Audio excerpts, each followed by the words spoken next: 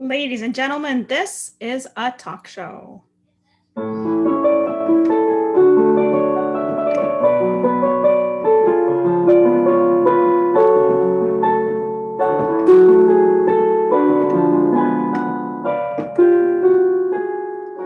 you know where you're going to? Do you like the things that life is showing you? Where are you going to? Do you know? Did you get what you're hoping for? When you look behind you, there's no open door. Where are you looking for? Do you know? Once we were standing still in time, sharing all the fantasies that came to our minds. And you knew that I loved you, but my spirit was free, laughing at the questions you were asking of me. Do you know where you're going to? Do you like the things that life is showing you? Where are you going to? Do you know?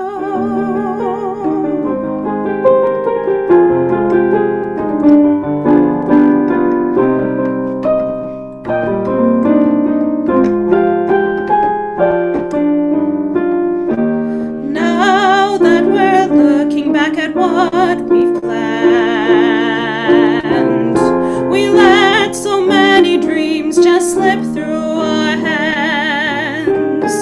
Why must we wait so long before we see how bad those answers to those questions can be?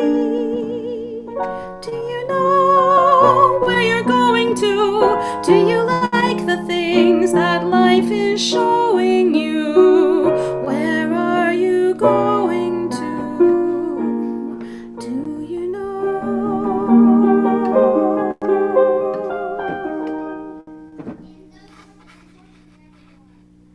And now it's time to welcome back your host, Mr. Adam Bailey. Hello, everybody, and thank you for joining us once again this week. We have an amazing show for you. We have the host. Adam, I'm going to stop you for just 1 minute. We've got some technical difficulties and I can't hear you. Oh, no. Sorry, guys. This is always fun. Live Zoom. There we go.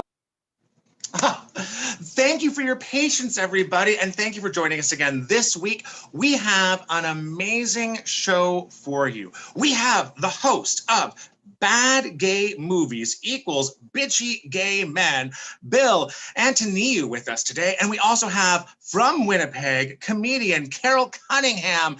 And these two guests have no problem laying out their opinions, so I know that we are going to have a great conversation later in the show. But first, let's start off by talking about Ted Cruz.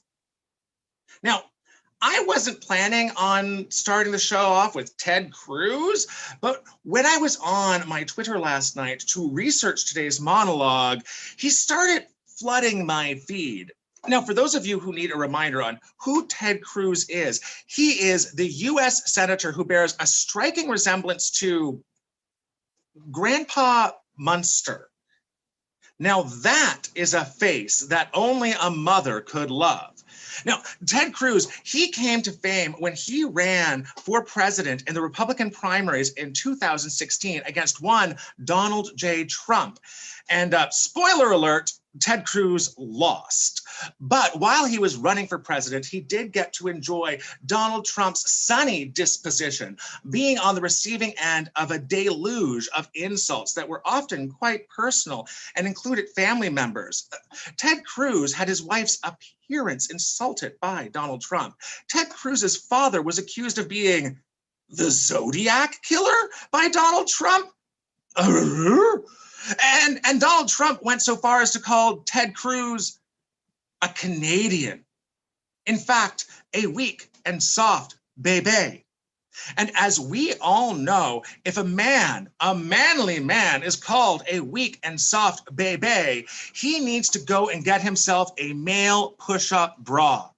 That's right. Ted Cruz decided to grow a beard, but we still see you, Ted Cruz. That beard can't hide the fact that despite the fact that you were so strongly against Donald Trump, you've become one of his biggest cheerleaders in the past 4 years.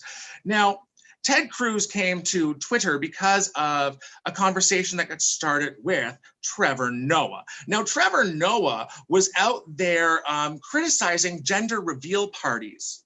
You know, those parties where you blow shit up so you can inform all of your party guests what genitals your future baby is going to have.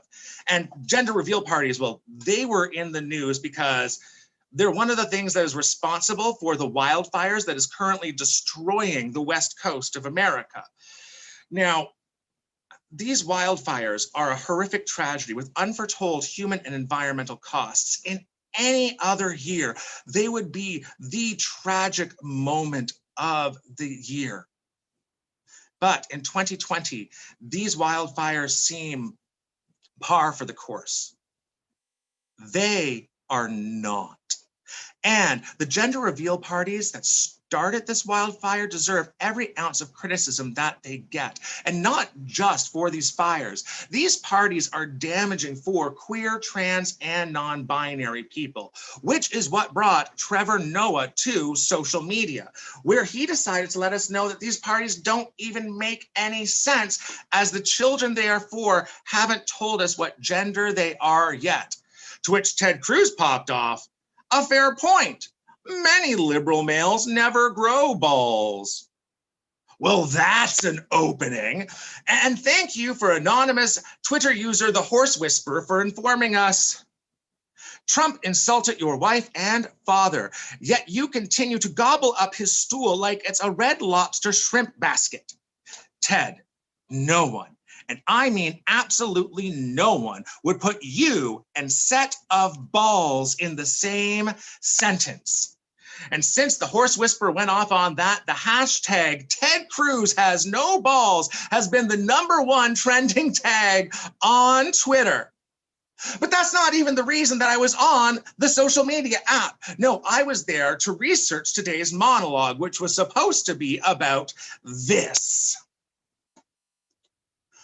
Pop singer and music sensation Adele decided to gift the world last weekend with a picture of her in Bantu knots and wearing a bikini made out of Jamaican flags. Now this was to help celebrate the COVID-19 affected Nottingham Festival in London, which is an Afro-Caribbean festival. And well, it started off a big social media debate on cultural appropriation.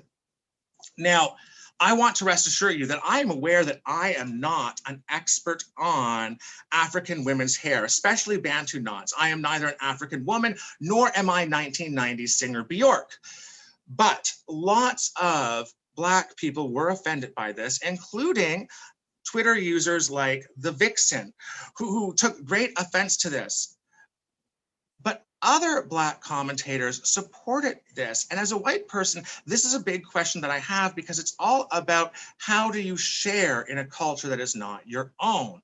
And I had gone on to Twitter because one of her supporters was British MP David Lammy, who wanted to remind the world that Adele actually grew up in a predominantly Afro-Caribbean neighborhood in London and had a connection to this culture.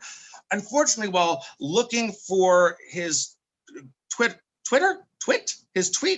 I was distracted by his profile picture, which looks like, oh, this. Hi, David Lammy. Look at him there in the hot afternoon sun with a little bit of sweat on his brow, looking all rugged and manly and daddy Lammy. I mean, David Lammy, oh my. Perhaps we need to have a more member of parliament level photo for him. Let's bring that up. No, he's still quite cute there, speaking in front of Parliament in London town. Let's bring up another one, perhaps a picture of him speaking to the news. He'll look more serious there. Oh, this picture from The Guardian actually came with the byline, David Lammy is made of stronger stuff than you realize. And I actually kind of want to know what that stronger stuff is. Well, I don't have enough time to talk about cultural appropriation now, but I can tell you one thing. In 2020, you do not need to grow a beard in order to pull off a rugged, masculine, and sexy look. You just need to have a backbone and inclusive attitudes. And with that, I would like to bring back my co-host, Kristin Mueller-Heaslip. Hi, Kristin, how are you doing today? I'm okay, Adam. How are you? Can you see me yet? Am I up yet? No, I'm not. Yeah, you're up. Oh, cool. So how's life in Quebec right now? Well, it's been a thing. A thing? Things are happening. Yeah. They kind of keep like they are back in school. It's terrifying. It's great. I mean, like I can do things. I can, have thoughts and be a person, and that's nice, but it's also like, oh, they've already got sick, and then you have to do that thing where it's like, well, is this COVID or is this just a cold? It was just a cold. But I'm not looking forward to doing that over and over again. And like they keep like having more cases in the schools. Like they put up a website that's like, here's how to tell if there's COVID in your kid's school, and they just took it down again because I think it's in all of them. Oh dear. And I heard that, as a singer, there's been some issues with karaoke in Quebec.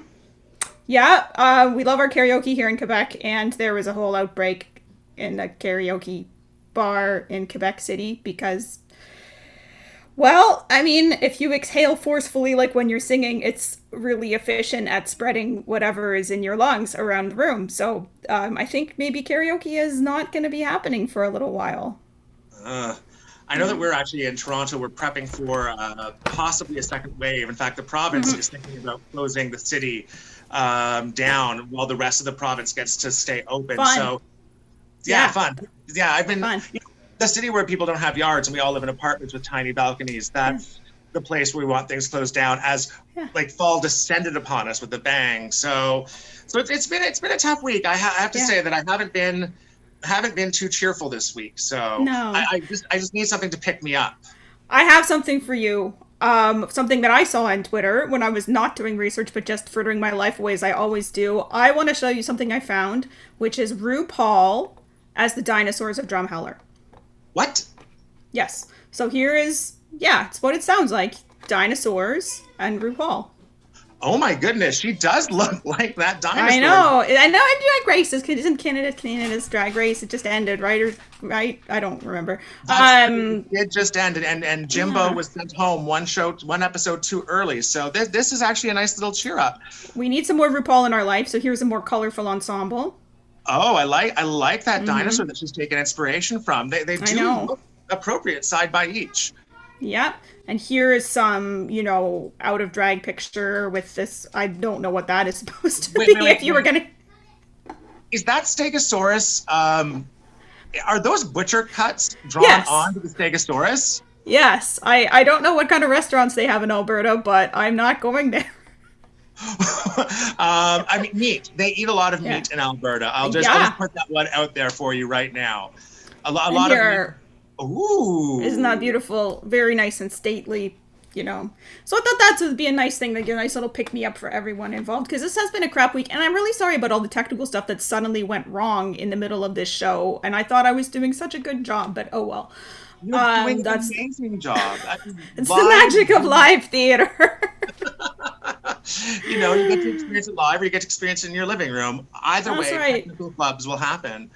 And I shouldn't be too sad. I do have things to look forward to this week. I am working on the Queen West Art Crawl here in Toronto. Yeah, that's right. Which is going to have a lot of live events. It has over 120 artists. You can go to their website, and there's painters and wood carvers and jewelry makers and all sorts of things that you can enjoy. Plus, every single night of the festival, there will be new videos of at-home concerts staged for us by a variety of different musicians, and we have lots of BIPOC and queer people involved in that. So I think that's a really exciting opportunity for people to enjoy this week from the 16th until the 20th. And Wonderful. if your kids aren't at school because they're sick, we're actually doing daily shows at 11 and onward Perfect. for children. So there's a kids zone. Nice.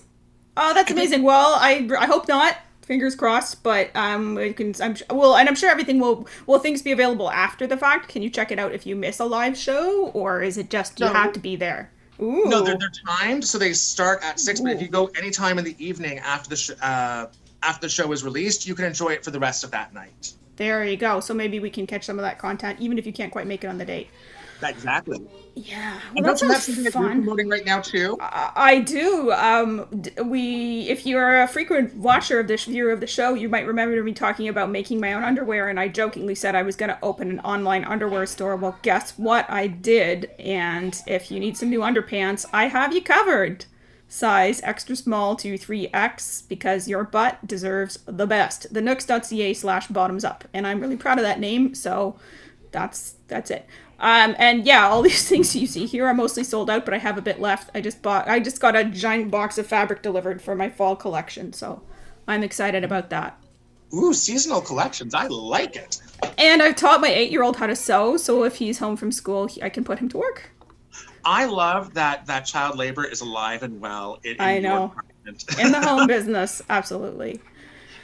Well, speaking of people who are good at promoting things, let's bring on our first guest, Bill Antoniou, who is the host of Bad Gay Movies Equal Bitchy Gay Men. Bill, are you there? Oh, there I am. Hi, how are you? I'm fantastic. How are you? I am very well. I'm very happy to be here. Thank you for asking me.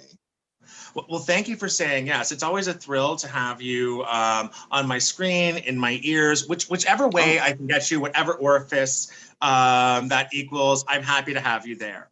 Oh, well, it's a pleasure to be on you, Adam.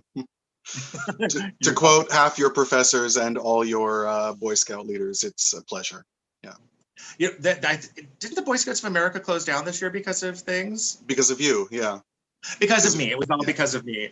Bad gay movies equal bitchy gay men. Do you want to tell us you don't a have little to say the equals part, by the way. It's just BGM, bad gay movies, bitchy gay men.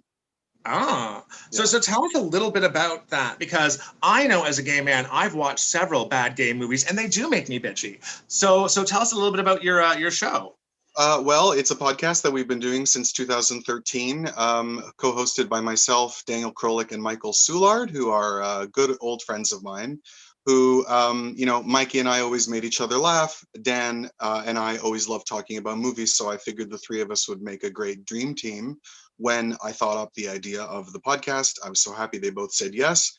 I am still thrilled and shocked that every 3 weeks, 8 years later, they still say yes. And we have a good time. The inspiration wasn't actually that these films made me bitchy. It was this fascination I had with, years ago, I used to do press for the Inside Out Festival. I used to do reviews for that festival. And I would go to these screenings where we knew the movie was going to be bad, and then it was bad. And then my friends and I would go talk about how bad it was. And the whole evening was a win. We had a great time. And I figured there had to be something to that, Well, there is a little bit of fun about something campy, right? And like bad horror movies, and with the gay thing, I always think bad gay movies kind of remind me of like bad Canadian television.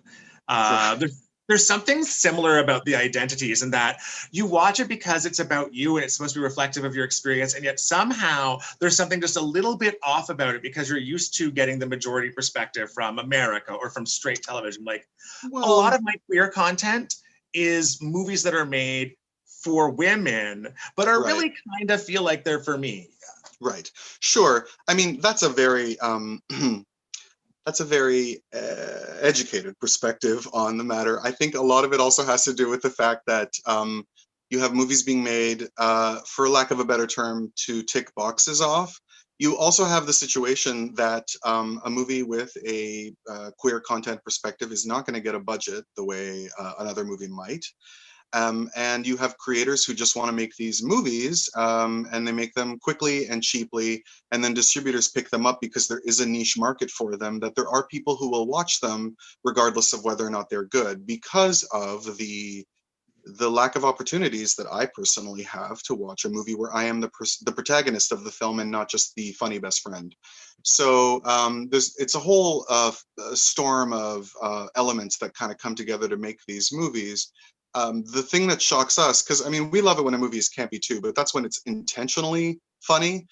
We watch a lot of movies that someone making them thought they were really like hitting it high on a Citizen Kane level, and we're quite shocked at the movies that really don't make the grade on that level, where I understand that you have a low budget, I understand that you have a quick shooting time, but did you honestly think that that's the kind of dialogue you should put on paper? I mean, that's not a matter of cost.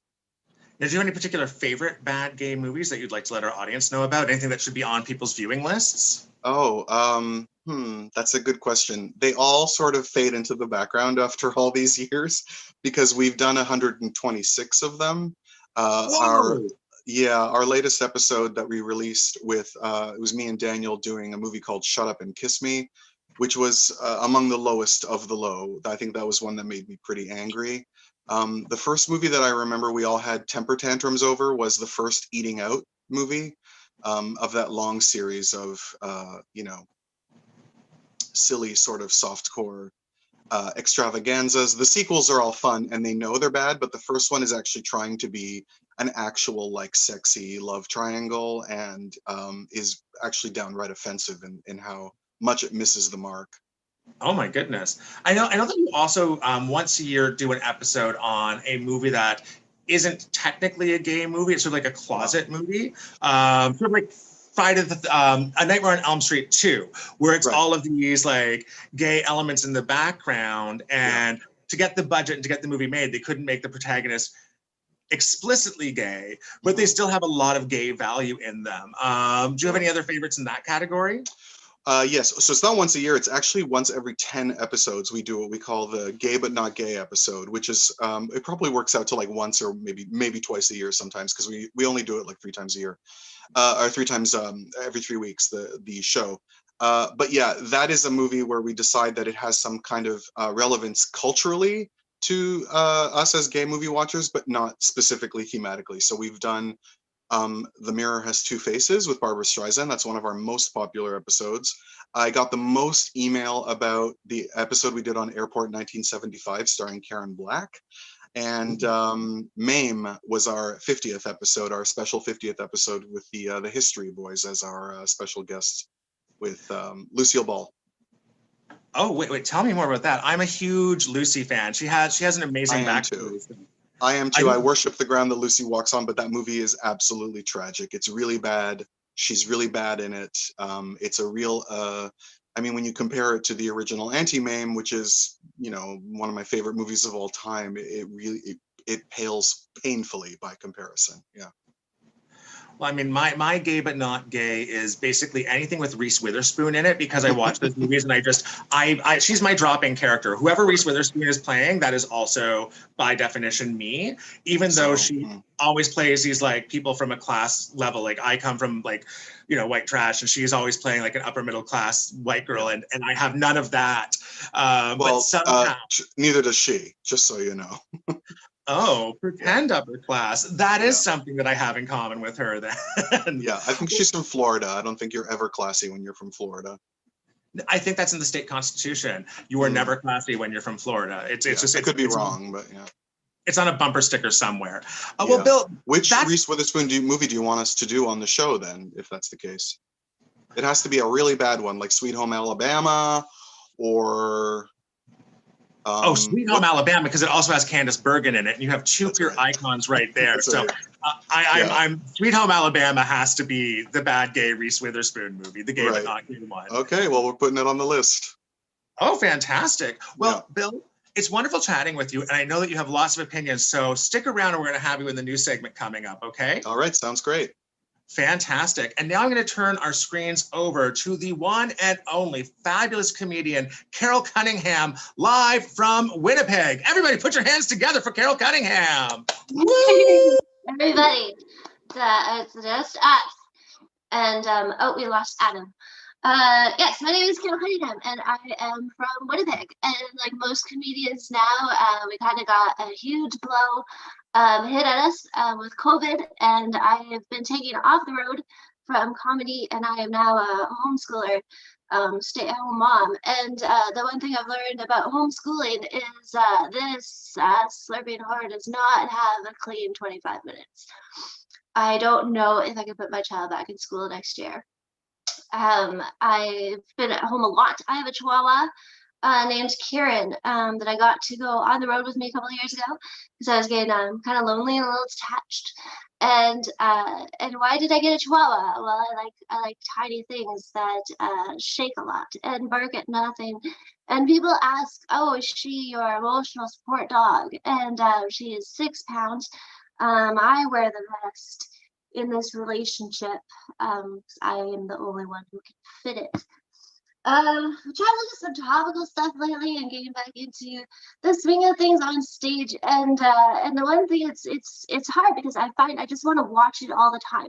The content that they have been making now has been absolutely amazing. Wet Ass Pussy came out and just blew our minds.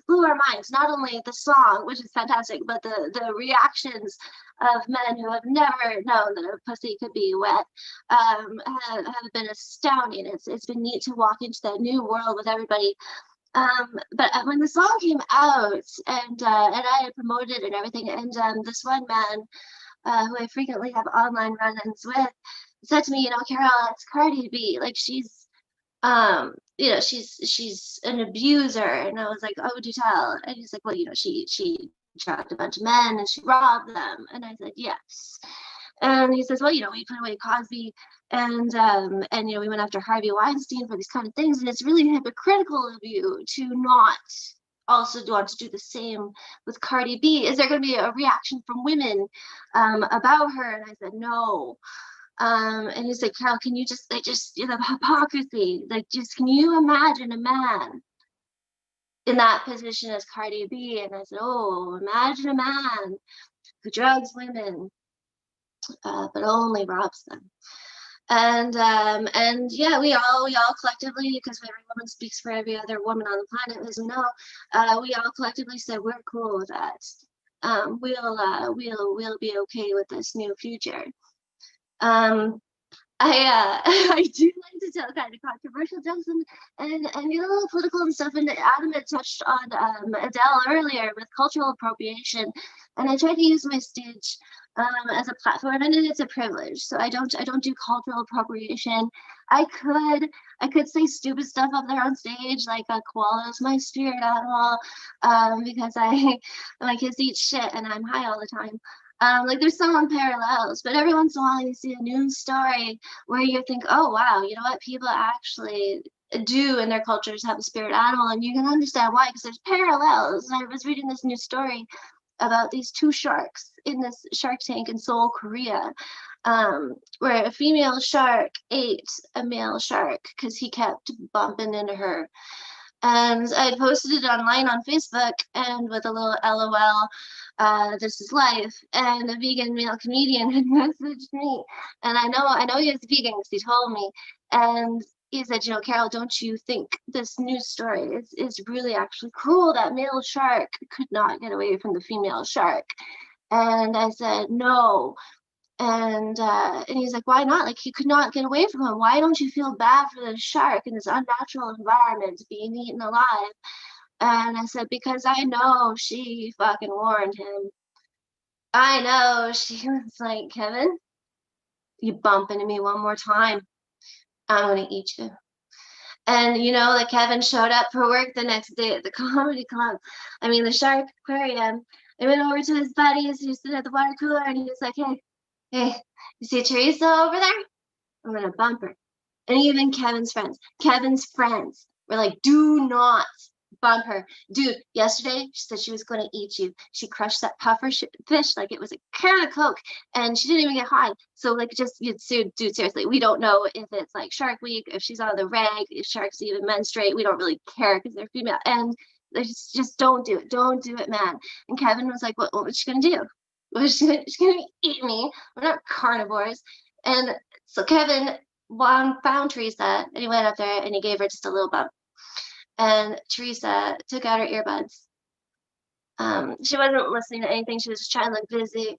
And she did that one decision that I know all women across the world have ever made, where we think, do we absorb this microaggression and just continue working and not ruin the day? Or am I going to be on the fucking news tomorrow? And Teresa, she absorbed it. She absorbed it that time, but that wasn't good enough for Kevin. Kevin had told his friends that she was crazy bitch, and he needed that reaction out of her. So he went up and he bumped her again, and then Teresa ate him. Teresa did eat him. She's not a monster. She started at his head, and they're not carnivores, so it took her 21 hours to eat him. And the next day, she spent 12 hours throwing him back up. Because we've all swallowed just to make a point. But my name is Carole Cunningham. You guys have been fun. I'm really looking forward to the talk show part of this show. So you can find me on Instagram at myfunnydvagina, and I'll take it over to Adam again. Hello, Carole. How are you doing? I'm good. How are you doing? I'm fantastic. That was great. I loved that you named the sharks, and I love that they work at a comedy club. That was brilliant. It was an analogy. And I've walked the streets of Winnipeg, and I do know that it's a real act of aggression when someone bumps you on those streets. Right? I'm not even from here originally, and I learned the bump, whether it's with a bike or a car. Or a bus, that you just get a little knock in Winnipeg just to keep people in line. Oh, in Toronto, it's a little bit harder because, especially like pre-COVID times, you're jam-packed on the subways every single time. So you really do have to get used to having like a paper-thin amount of personal space. But I have experienced that kind of like, this is on purpose, this is not an accident, this is to getcha. Kind of bump. And so, I feel for that shark too. Good for her taking her moment in Shark Week. Right. And we've all done it. Like there's always that microaggression sometimes between men and women, especially in comedy clubs too, where there is, they do bump you and you give them the warning, but they have already told all their friends that you're bonkers. So they're going to purposely make you look bonkers, and then you eat them. Now, Carole, is there any exciting news that's been happening in Winnipeg lately that we all need to be aware of as audiences from Toronto and Montreal and everywhere else? It's we didn't get a first wave like everyone else did, because we locked things down. They locked things down, but we have a conservative government, and now they're just like, we'll go back to work. And so now we're getting cases. Now we've really just doubled cases in the triple numbers that we didn't have before. So I haven't seen a whole lot going on. I know there are schools. The first day they opened on Tuesday, a student was asymptomatic but had been tested a couple of days before he went to school, and so he took the bus to school. He was in high school and touched all the things, and it was the very first day where this high school announced their first case of COVID. And so we're killing it. That's Manitoba. You really are killing it. In fact, we're all killing. We're just all killing. We're just all killing. It's amazing. Some places I walk in and everyone's wearing a mask, and it is very, very, it's like social distancing. And then the other night I went to Pet Value, and none of them were wearing masks. There was no tape on the floor. It was like nothing had happened. Like this was a time capsule of 1995, which is Pet Value anyway. But just that there's just there wasn't even hand sanitizer. It was. Yeah, it's getting kind of like there's a class kind of connotation on who's wearing a mask right now. I'm finding that a lot of the richers aren't wearing masks, but a lot of the workers aren't wearing masks either. And it's all the service level people who are wearing masks. And I find that connotation is probably going to bring some negative consequences in a couple weeks when we hit stage 2. So if you're not a service worker, you should also wear a mask, everybody. And with that, let's bring Kristin back on and get ready to talk about this week's news. Kristin, Are you ready to talk about this week's news? Oh, I am ready. I was born ready. I'm extra ready. Fantastic. Well, I think it's time for...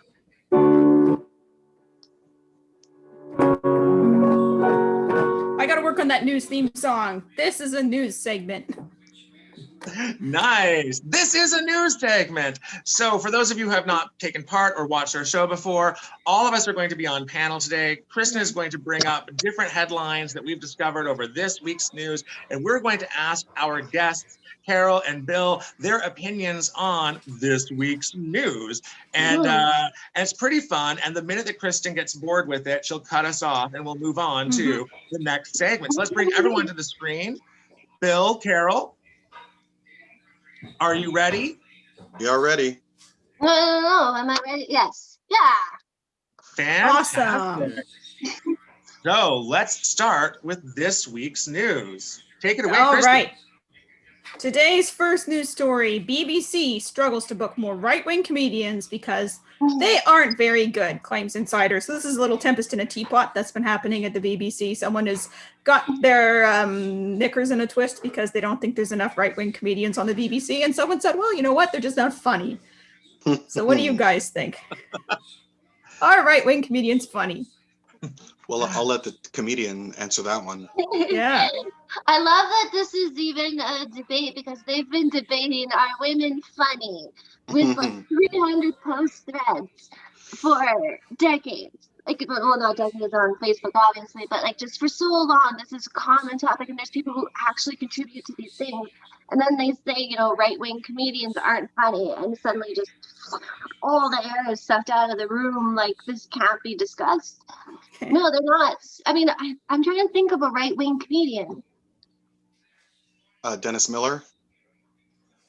Yeah. But Dennis Miller wasn't right-wing when he was starting off in comedy. When he was a head writer for SNL, he wasn't right-wing yet. In fact, when he became right-wing, he stopped being funny. So I think he proves the point, doesn't he?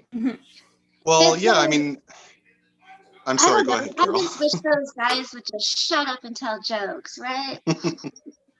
Also, the whole, I mean, telling jokes, a lot of it is having an ironic take on, you know, isn't life weird? Isn't life funny? And if you are, depending on what we mean by right wing, if you are like someone who's very extreme, then your whole viewpoint, or at least the way you express yourself, is to say, this is what's wrong with the world, and this is what I think should happen in order to fix it. So I don't see where the humor is in all that. It's not a viewpoint that naturally lends itself to a kind of the kind of self-reflexive, self-deprecating style that makes comedians funny.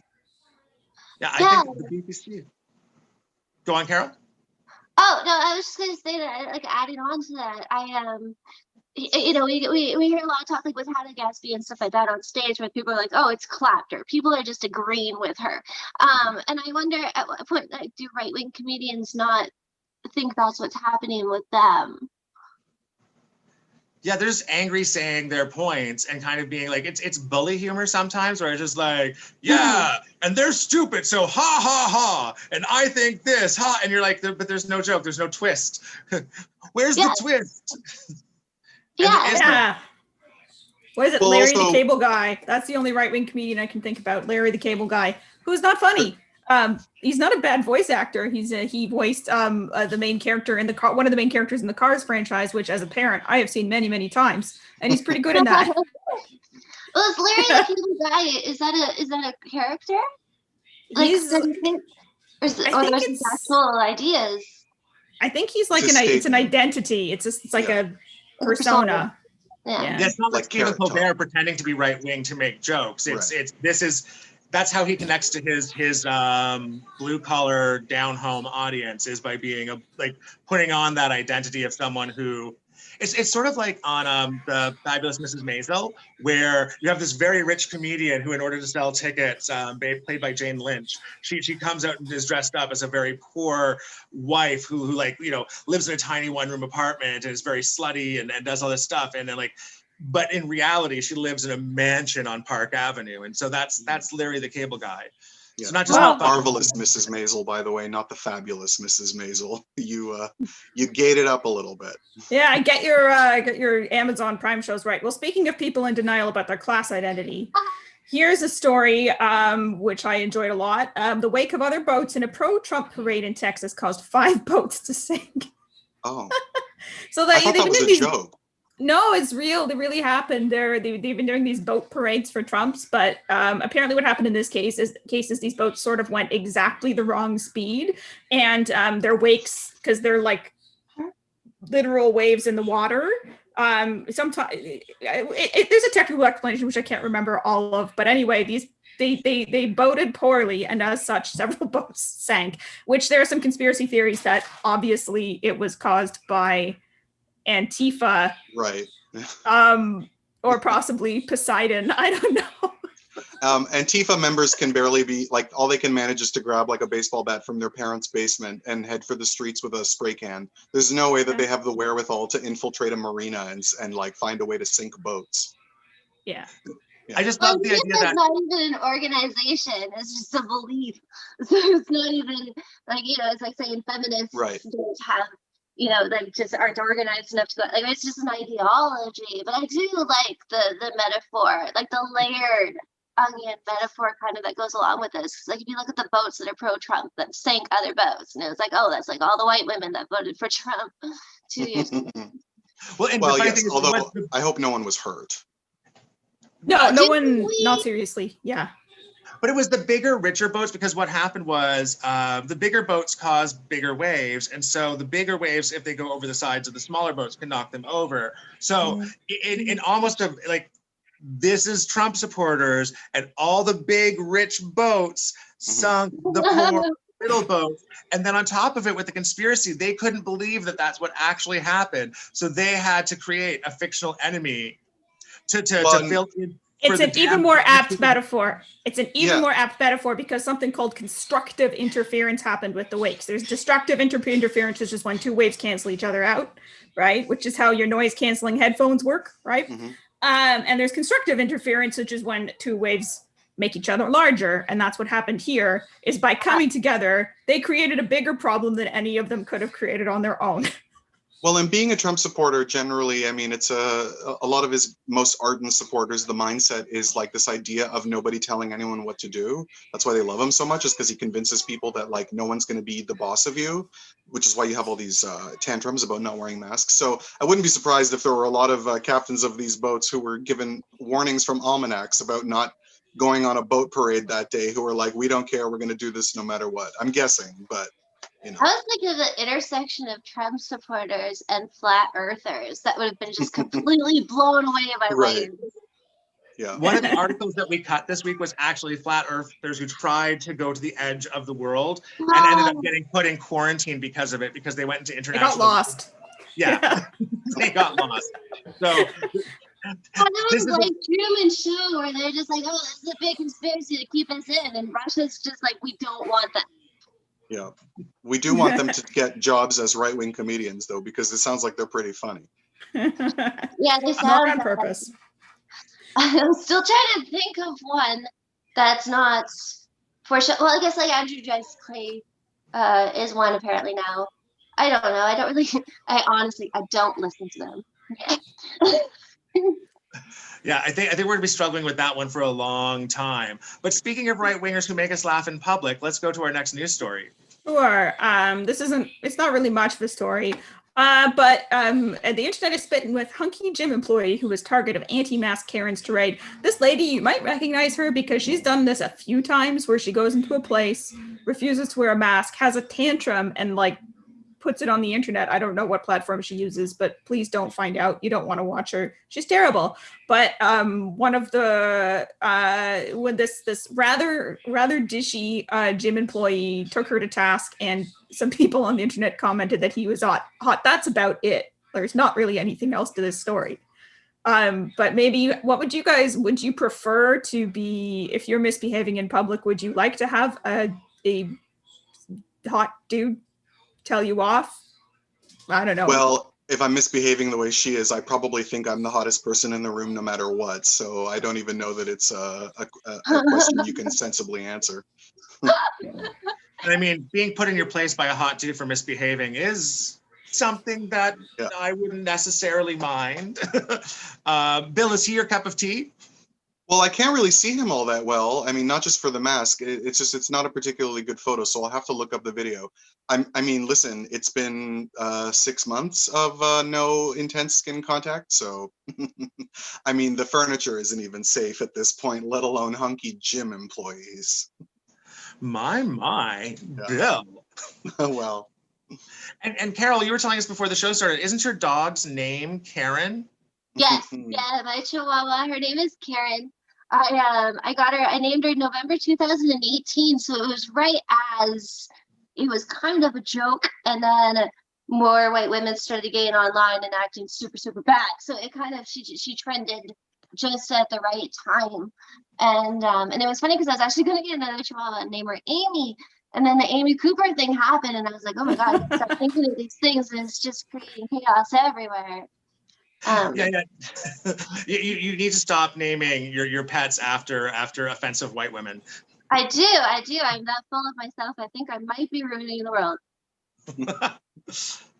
Let's go on to the next story. Yes, this one's a nice feel-good story. I mean, it's always nice to do something good for the small creatures in your life. This enterprising man in Ohio built a backyard squirrel bar with 7 varieties of nuts on top. So he built a squirrel feeder, which isn't something most of us like to do because squirrels kind of are, well, they are a bit pesty, but that's fine. He likes squirrels. And he made it look like a bar. Again, not an awful lot to the story, just a nice little thing that someone did. No, it's wonderful. I mean, everyone's doing the same thing with their quarantine time. They're all either baking banana bread or gardening. So good for him for coming up with something original and thoroughly delightful. And it perks up your day to see a squirrel come by the bar. Although if one or two of them come too often to the bar, you might start to need to intervene for their family's sake. But yeah. Maybe you can hire the hunky gym employee to be a bouncer at the squirrel bar. If they're getting a little too much into the nuts. Too rowdy. Yeah. Maybe they're all functional bar squirrels, and we won't know for a couple of months into the relationship. Yeah, it's true. True. Yeah, some people can hold it together for a bit, even though they're indulging too much. There she is. There she is. Oh, there's the dog. Karen, what's your opinion on squirrels? I can't imagine you're fond of them. Well, I mean, they bully her a little bit sometimes. She's tiny. Aw. She's this is Karen, and she's bitty, and she's tired. And I kept kicking her out of the room because she burrows under my blanket in my bed, and unmakes my bed, and I was trying to keep it nice for a show. Well, if these squirrels do overindulge a little bit, if the squirrels do overindulge a little bit, Finland has got them covered because Finland has discovered a hangover cure for real. Wow! Yeah, it's it's called L-cysteine. It's an enzyme which you can I think you can just buy it. It's in like the health food store. But apparently, if you take it, you will have less of a hangover. But you have to take it while you're drinking. What does less of a hangover mean? Yeah. Like you don't have as bad a headache or feel as bad the next day. So it like stops you from texting exes? I don't know about that. I don't think during a hangover. I do that while I'm actually still drunk. So then just put it in my beer while I'm drinking it, and it'll just spell out like, "Don't fuck your neighbor later." Oh, that's a good call. Yeah. It doesn't stop the foolish behavior, but I was amazed because this is just another one of those examples of Finland being like on top of absolutely everything. That's right. Finland has solved homelessness. Or no, sorry, it has this basic income and homelessness. So we should just all move to Finland. Sure, but have they explored all the negative side effects of this hangover cure? Like, do you have no hangover, but you get brain cancer or something? I'm always suspicious of these quick fixes.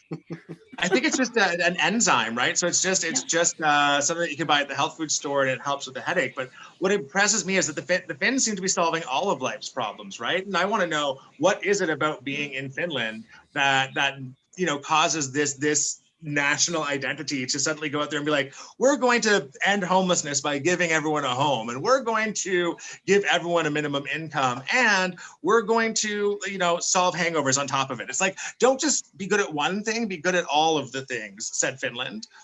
I don't know. All the rates that have gone down for things since they made this hangover cure, like Finnish skip the dishes must have taken a nasty plunge. The murder rate must have dropped. Mm-hmm. Yeah. All those out of work detectives. The divorce rate probably went up. Yeah. Yeah.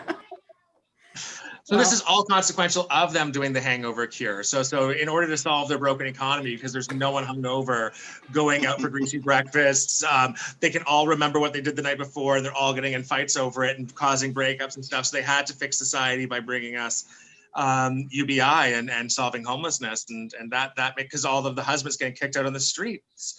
I love the idea of waking up next to somebody that I don't remember, but still also being like, oh my God, my head feels fine. I'm just walking on air. Who are you? But I feel great. That's right. Well, that's what they're up to in Finland. This is what they're doing in America. Wow. Large pilot tells LAX tower we just passed a guy in a jetpack. No one knows who the guy in a jetpack is or what happened. There's just random dudes flying around in jetpacks. This was obviously from before the fires got really bad, because I don't think you could even do that now, because all of California is blanketed in thick red smoke. But we might have lost the jetpack in the wildfires. We'll never know. It would be so weird to be able to do that, to be that guy on the news, and you can't tell anyone because what he did was a crime. You just have to sit there and just watch, and it's like he's like a superhero. That really sucks. Superhero! I like that. Bill, what do you think? Well, I just love the idea of a pilot radioing and being like, "We just passed a guy." Like, do they pass things? Oh, we just passed a Texaco, and we just passed this. I mean, it's delightfully funny. This is what happens when you have a country where no one wants to follow rules, I guess. I don't know. But also, was he in the air, or was he actually just running with it? I mean, there's so many questions I have about this. Oh, he was flying around. He was in the air. There is a very minor Doctor Who villain called the Rocket Men, who are bandits who fly around with jetpacks. So maybe one of them got lost. I don't know. But I like thinking of the arguments that men and husbands and wives would have the next day, where they'd be sitting there watching the news, and they would say, "Oh, these flights saw this guy in the jetpack," and the woman just punches the man, and she's like, "I told you so. I wasn't drunk." Way to bring it all together, Carole. We like to have some science news on the show always. So this is an odd invention that may have some dire consequences. As if the world couldn't get any weirder, this AI toilet scans your anus to identify you. So this is actually a health innovation. Someone has made a toilet which analyzes the things we put in toilets in order to keep an eye on the health of its users, and in order to make sure it connects the data to the right individual. It scans your anus, because apparently they're like snowflakes. They're all different. So it says, yeah, it's more reliable than a fingerprint. So there's some real concerns over what this data is going to be used for. It's a bit invasive, and I have to say, I don't think there's a lot of jokes in here about the internet of shit. So I will let you guys take over. So it's with not that. Scanning you to identify if you have colon cancer or something. Oh no, that's what it's doing. Yeah, it's analyzing the things that go in the toilet to see. But it matches the colon cancer to your colon. Yes. Right. So then I only want a doctor to have it, and to tell me to go use the bathroom for a scan. I don't want to find out right before I get on an airplane that I have colon cancer and then spend 3 weeks in Europe being depressed. Can we just work harder at not losing lab tests, maybe? Yeah, I guess. I guess the fear of this is what if, Big Brother suddenly installs these in all of the different toilets, and then finally there'll be a way for people to know where you are at every single moment of time. as if we're not But everyone's already got their face in in their phone like every other moment of their life, including when they're on the toilet. So I don't even see how that power could be abused. I'm especially on the phone when I'm on the can. That is a magic moment of being like, oh, I wonder what's happening in the world of Facebook and Twitter, because it's private, you're by yourself, people don't see. So that's when it's not rude to be looking at your phone, is when you're having, a relaxing, magical moment. Yeah. I don't take mine with me in the toilet. I know a lot of people do. And I don't find it a controversial subject, because some people are like, oh, he was talking to me on the toilet. And I'm like, yeah, dude, spend a lot of time in there.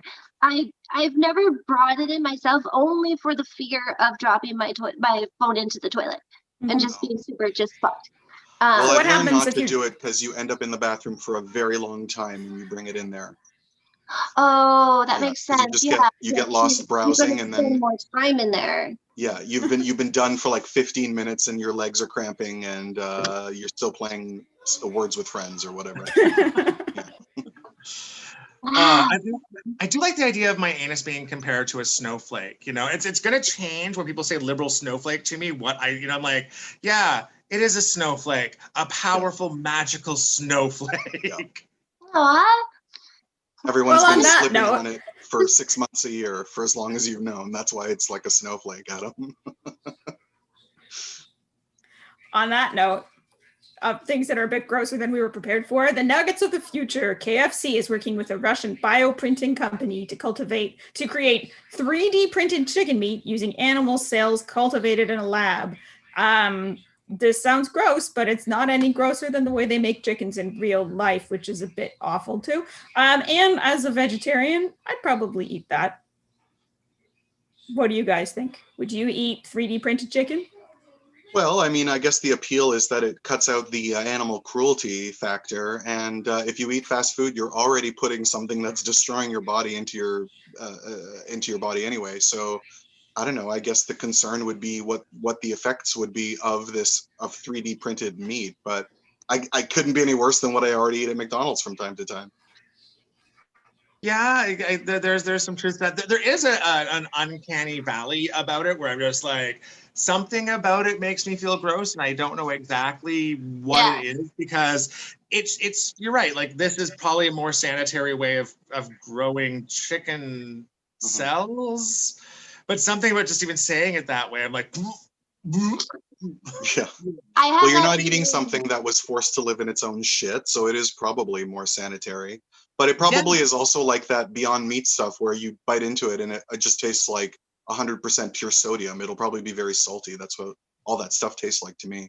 But I don't know. I always thought that I ate meat flavored things just because there wasn't really another way to get it. Like, I do like the taste of chicken, but that's the only thing that, like, chicken tastes like chicken. And so I don't know if I like the taste of it so much. There's something weirdly sterile about the way meat's being grown in labs. And I talked to a friend about it one night, and he was just like, I don't know, Carole, it just seems like you just don't want it if there isn't the cruelty aspect involved. And maybe that's it. I don't know. But I don't know. There's something really gross, and it is completely irrational considering where regular meat comes from. But something just gross about it being grown. Yeah, it's not like I taste the fear. It's not like I want to taste that cruelty. I've gone out of my way and bought like fancy meat from like nice farms before. Not always, because I'm one of the poorers, but and I have talked. Died drinking champagne. And I've talked about like in previous wars and such, like the British government used to give people in neighborhoods rabbits that they could breed with their neighbors in order to keep the food supply going. And I think if things collapse, one of the things that we could eat would be like, everyone could get an aquarium and like grow shrimp really easily in their apartments. And that's kind of just as weird. Like we could totally be doing that. So I don't know why I'm against this, but it's an uncanny valley thing that Margaret Atwood actually predicted in Oryx and Cricket. I remember that. Yeah, where they have all the meat plants, like they've combined meats and plants, and so like they're growing like cow roses, I guess. Like, it's weird. Well, the life that the animal leads affects how its meat tastes, right? So I can imagine there would be a difference. I wonder how big an aquarium would be for me to grow the 50 shrimp a day I would probably eat.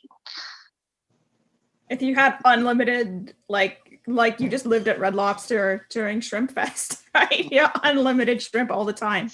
Yeah. Yeah, it's great.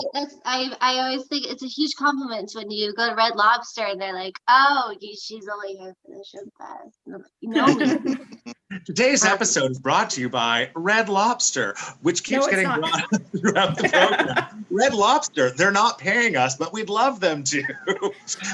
Everything on Red Lobster, oh my God. And they're all closed right now. So no shrimp buckets for anyone. I can just go there and see 12 other comedians working. Well, Carole, Bill, before we head off, I'd love for you to tell the audience how they can get in touch with you, find your material on the internet. Carole, ladies go first. What would you like to tell people how they can find you? You can find me. I'm at that's my actual name is at my funny vagina on Instagram. That is, I know it's nobody took it. It's not even my funny vagina, 62 or something. It's just no one wanted it. I'm still so surprised. Amazing.